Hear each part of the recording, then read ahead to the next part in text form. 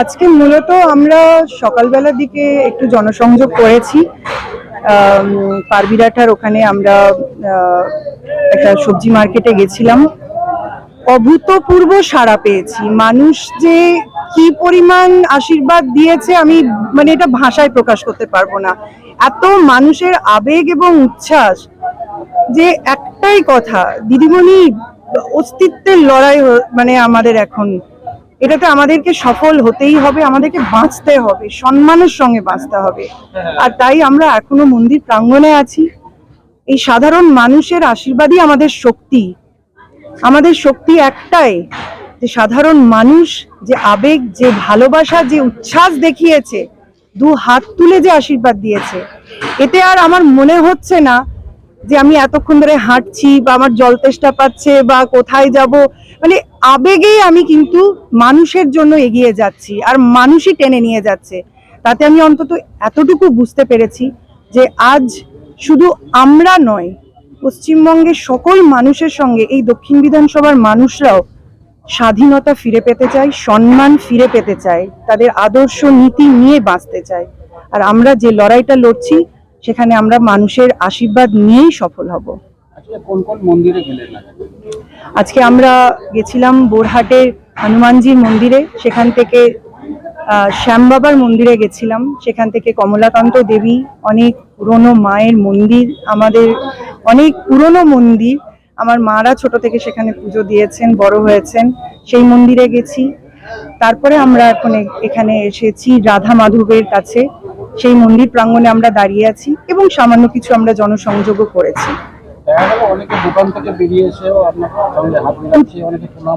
উচ্ছ্বাস, আমি বলছি তো, শুধু দোকান থেকে বেরিয়ে এসে নয়, মহিলারা কেউ খেতে বসেছে, এঁঠো হাতে বেরিয়ে এসেছে, বাচ্চাকে স্নান করাচ্ছে, বাচ্চাকে স্নান করাতে করাতে নিয়ে এসেছে। আমি আপ্লুত হয়ে গেছি এদের উচ্ছ্বাসে, আবেগে এবং আশীর্বাদ। সেটা আমি সবসময় যেটা বলছি, কেউ এমনি বেরিয়ে আসছে না, সবারই একটাই উদ্দেশ্য যে আমরা এখন অস্তিত্বের লড়াই লড়ছি। এই লড়াইয়ে আমাদেরকে জিততেই হবে এবং এতটুকু আমি নিশ্চিত হয়ে গেছি, প্রত্যেক মহিলারা দু হাত তুলে আমাদেরকে আশীর্বাদ করছে। ইয়াং জেনারেশন যারা বাইকে করে যাচ্ছে, সাইকেলে করে যাচ্ছে, দিদি আমরা সাথে আছি, এটাই আমাদের শক্তি। জয় জয় রাধা মাধব কি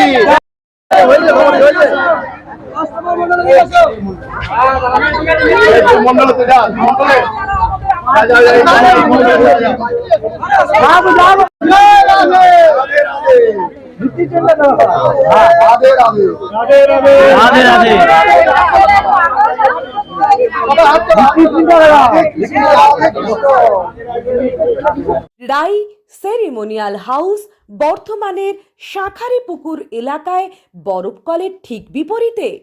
এখানে মধ্যবিত্ত থেকে শুরু করে সমস্ত মানুষের সাধ্যের মধ্যেই রয়েছে রাই সেরিমোনিয়াল হাউসের সুযোগ সুবিধা।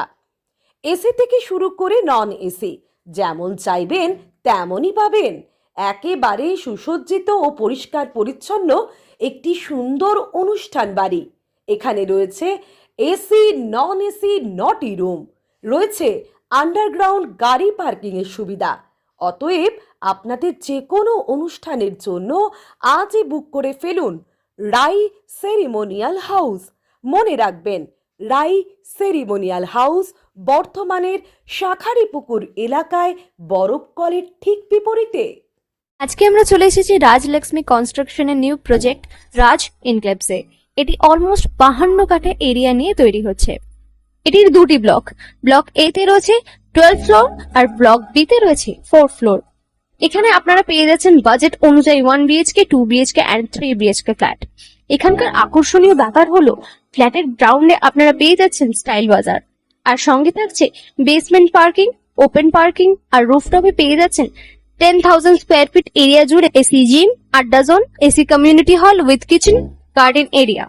আর 24/7 আপনারা পেয়ে যাচ্ছেন CCTV security, water supply, power backup, common utilities, maintenance office, আরো কত কি।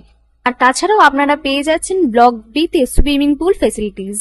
বাইরে থেকে তো আপনারা অলমোস্ট সবই দেখলেন, এবার পালা আপনাদের একটা রুম ট্যুর দেওয়ার। এটা হলো 3 BHK, 1187 স্কোয়ার ফিট। এখানে আপনারা পেয়ে যাচ্ছেন 3টে বেডরুম।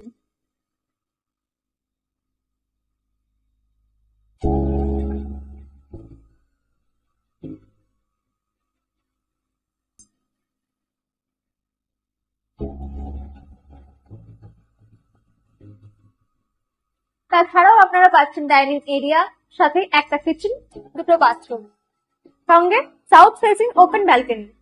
হ্যাঁ, ঠিক এইরকমই হবে আপনাদের স্বপ্নের রুমটা।